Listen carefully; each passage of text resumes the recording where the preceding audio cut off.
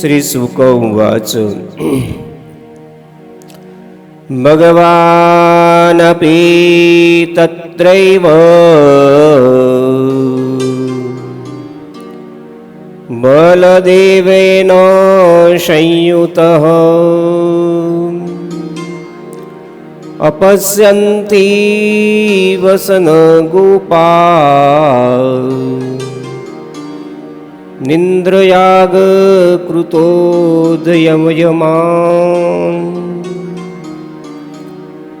સુખદેવજી મહારાજ કહે છે, પરીક્ષિત રાજન, બાલકૃષ્ણ પરમાત્માએ નંદ બાબા ઇન્દ્રના યજ્ઞનો પ્રારંભ કરી તૈયારી કરી રહેલા અજાણ થઈ અને બાલપ્રભુએ પૂછ્યું છે કે એ બાબા, આ કયા પ્રકારના મહોત્સવની આપ તૈયારી કરો છો? ત્યારે નંદ બાબાએ ઇન્દ્ર આપણને વરસાદ વરસાવી અને આપણી ખેતી પશુપાલનના એ કાર્યની અંદર એ આપણને સહાય કરે છે, માટે એનો યજ્ઞ કરવો જોઈએ. ભગવાન શ્રી કૃષ્ણ પરમાત્માએ અહીં ઇન્દ્રના ગર્વને એને ઓગાળવા માટે, એનો નાશ કરવા માટે ભગવાને આ લીલા કરી છે. ભગવાને નંદ બાબાને કહ્યું કે એની શું જરૂર છે, આપણને તો ગોવર્ધનનાથ બધું કરી આપે છે અને એ જ આપણી બધી પ્રકારે આ લોકની વ્યવહારિક એ આપણી બધી સુખ સમૃદ્ધિ એ જ આપણને આપે છે.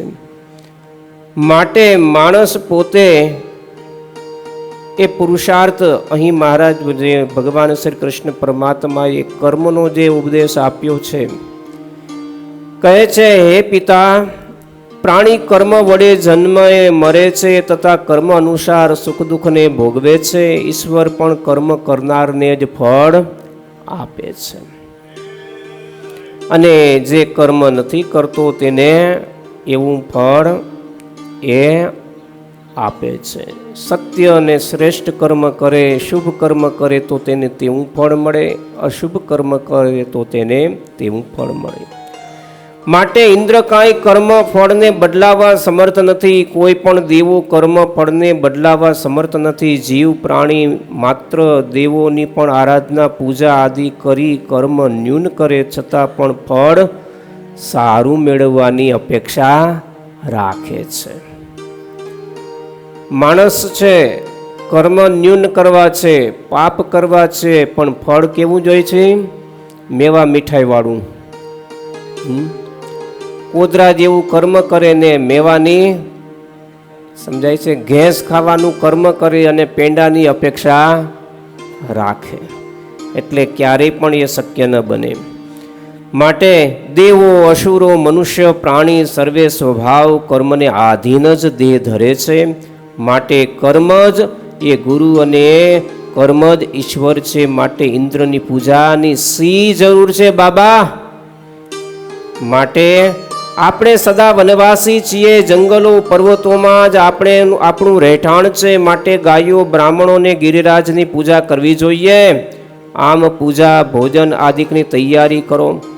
નંદ બાબા કહે છે, દીકરા, પણ એ કઈ રીતે? ત્યારે કે હું તમને કહું તે પ્રમાણે બધાય કરતા આવું. ભગવાન શ્રી કૃષ્ણ પરમાત્માના વચનની અંદર સર્વને વિશ્વાસ. પણ દીકરા, ઇન્દ્ર કોપે, તમે ઇન્દ્ર કોપેની ચિંતા કરશો નહીં. માટે તમે પૂજા આદિકની તૈયારી કરો. ભગવાન માટે ભક્ષ્ય, ભોજ્ય, લેહ્ય, ચોષ્ય એ 4 પ્રકારના અન્ન આદિકની પણ તૈયારી કરો. અને ગોવર્ધનનાથને આપણે દૂધથી જલાભિષેક આપણે કરશું અને એની પ્રદક્ષિણા પણ કરશું અને દાન આદિક આપશું અને પ્રસાદ પણ આપણે બધાઈને આપશું. એ વખતે સૌએ હા પાડી છે, પૂજાની સર્વે તૈયારી કરી છે. હે રાજન, સર્વે એ વખતે તૈયારી કરી, ગાયોને સારી રીતે શણગારી છે અને બ્રાહ્મણોને પણ ભોજન આદિક દાન દક્ષિણાઓ આદિક આપ્યા છે. ગોપીઓએ સર્વે નવા વસ્ત્ર અલંકાર પહેરી સજી ધજી અને ગોવર્ધનનાથની પૂજા કરવા માટે બધાય ત્યાં પધાર્યા છે. એ રાજન, સર્વે વ્રજવાસીઓએ પોતાના ભાવથી મોંઘા પદાર્થો મોંઘા મેવા મીઠાઈ આદિકના થાળો તૈયાર કર્યા છે. ગોવર્ધનનાથ પાસે આવ્યા છે, સરસ મજાના થાળો ગોઠવાયા છે. અને એ વખતે નંદ બાબા કહે કે હે કૃષ્ણ, અભિષેક કેમ કરવો? તો કે ચાલો બધા ચડી જાઓ ઉપર. અને ગોવર્ધનનાથનો અભિષેક કર્યો.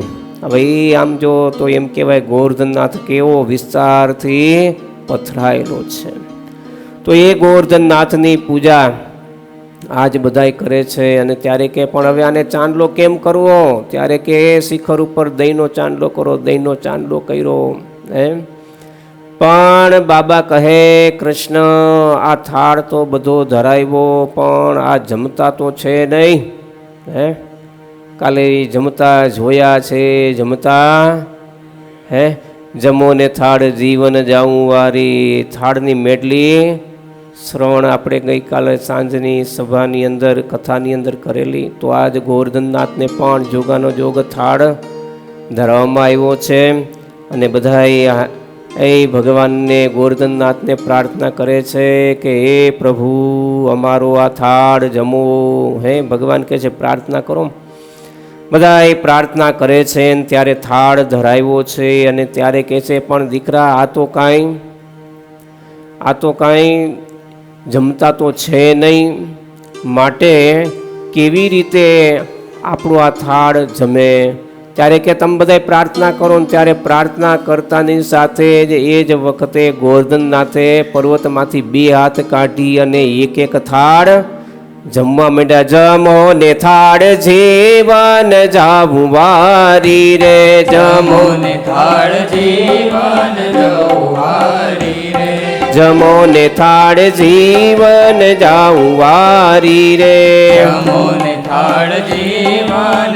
આમ ગોવર્ધનનાથને થાળ જમાડી બધાય કૃતજ્ઞ પોતે બધાય આનંદ પામ્યા છે. અને નંદ બાબા કહે છે અરે કૃષ્ણ, જો આ ગોવર્ધનનાથે હાથ કાઢી અને થાળ જમે છે. તો આમ ગોવર્ધનનાથ પ્રત્યક્ષ ભગવાન કહે છે કે ભગવાન આવા પ્રત્યક્ષ છે. એની ભાવથી આવી રીતે સેવા પૂજા કરવી. તો એ ભાવને લઈ અને ભગવાન પ્રગટ થઈ અને આપણા એક ઉપહારો પ્રત્યક્ષ થઈ અને ગ્રહણ કરે છે.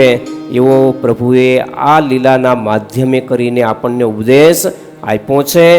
અને ત્યારબાદ આપણે જાણીએ છીએ કે ઇન્દ્ર કોઈપો પણ ઇન્દ્ર એ 7 દિવસ અખંડ 12 મેઘોને આજ્ઞા કરી અને આખા વ્રજની અંદર જળ બંબાકાર થયો. અને જાણે હમણાં વ્રજને તાણી તોડી અને યમુનાની અંદર ઢસડી અને લઈ જશે. પણ ભગવાને ગોવર્ધનનાથને પોતાની તતલી આંગળીએ ઉપાડી અને સારા વ્રજવાસીઓ ગાયો વાછરડાઓની રક્ષા કરી. અને બધાએ ગુવાડિયા કે અમે તમને ટેકો આપીએ. અને બધાએ લાકડીના ટેકા આપ્યા. અને પછી 5 દિવસ થયા ત્યારે બધાએ કહે છે તું થાકી ગયો હોય, 7 દિવસ સુધી આમનામ હાથ અધર રાખ્યો છે, આપણે હાથ સેકન્ડ કે હાથ મિનિટ રાખવું હોય તો કે હવે હાથ નીચો કરાવો તો સારું, જઈ તો બોલાવાઈ ગઈ છે હવે. પણ ભગવાન કે કાંઈ વાંધો નહીં, લાકડીને ટેકા ભરાવો. લાકડીને ટેકા ભરાઈને ભગવાન કે જોઈજો જાડો જો સેજ 1-2 દોરા નીચે લીધી આંગળી તો બધાની લાકડીઓ મંડી કડાકા ભડાકા કરવા તૂટવા મંડી.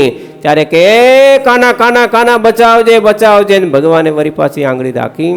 તો આમ પ્રભુએ આવી દિવ્ય લીલા કરી અને ઇન્દ્રનો ગર્વનું હરણ કર્યું છે. તો વાલા ભક્તજનો, આ શ્રીમદ ભાગવતની 10મ સ્કંધની દિવ્ય કથા આમ તો 12 મહિના પણ ઓછા પડે એવી 10મ સ્કંધની અદ્ભુત કથા છે. તો શેષ કથાને પ્રભુના ચરણની અંદર આપણે અર્પણ કરશું. તો વાલા ભક્તજનો, મારી મતિ અનુસાર આ 10મ સ્કંધની કથા એને મેં કહી, આપ સર્વે શ્રવણ કરી. આની અંદર જે કાંઈ સારું હતું તે ભગવાનનું, સુખદેવજી મહારાજનું અને ભગવાન સ્વામિનારાયણ ભગવાનનું, સદગુરુ ધ્યાની સ્વામીનું હતું અને એમાં જે કંઈ ક્ષતિ રહી તે મારી એ ક્ષતિ જાણી મને ક્ષમ્ય ગણશો. તો વાલા ભક્તજનો, આમ તો કથાના અંતની અંદર તમારે બધાએ દક્ષિણા આપવી એવો શાસ્ત્રનો રિવાજ છે. એટલે દક્ષિણાની અંદર તો બીજું શું હોય? શું જોઈ?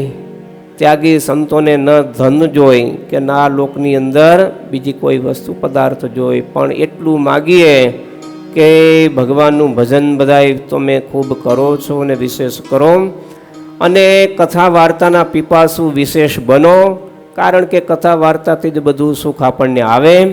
તો વાલા ભક્તજનો, અંતની અંદર એટલી જ દક્ષિણા માગીએ કે પ્રભુને તમે 2 માળા કરજો અને ભગવાન તમને કથા વાર્તા સાંભળવાનું બળ વિશેષ આપે. અને અમને પણ મહારાજને જેવા અને સદગુરુ ધ્યાની સ્વામીને જેવા સાધુ કરવા છે એવા અમે સાધુ બનીએ અને મહારાજની હજુર સેવામાં પૂગી જઈએ. એટલી આજના દિવસે મહારાજના ચરણોમાં, સદગુરુ શ્રી ધ્યાની સ્વામીજીના પવિત્ર ચરણોમાં અને આ બ્રહ્મણી સંતોના ચરણોમાં પ્રાર્થના કરીએ કે અમે પણ એવા ગુણ શીખીએ અને મહારાજનો રાજીપો મેળવીએ. તો આપણે આ કથાનું જે કાંઈ ફળ એને આપણે પ્રભુના ચરણની અંદર અર્પણ કરીએ. કાયેન વાચા મનસેન્દ્રિયેવા બુદ્ધ્યાત્મના વા પ્રકૃતિ સ્વભાવા કરોમિ યદ્ય સકલં પરસ્મૈ નારાયણાયેતિ સમર્પયામિ. બોલો સ્વામિનારાયણ ભગવાનની જય.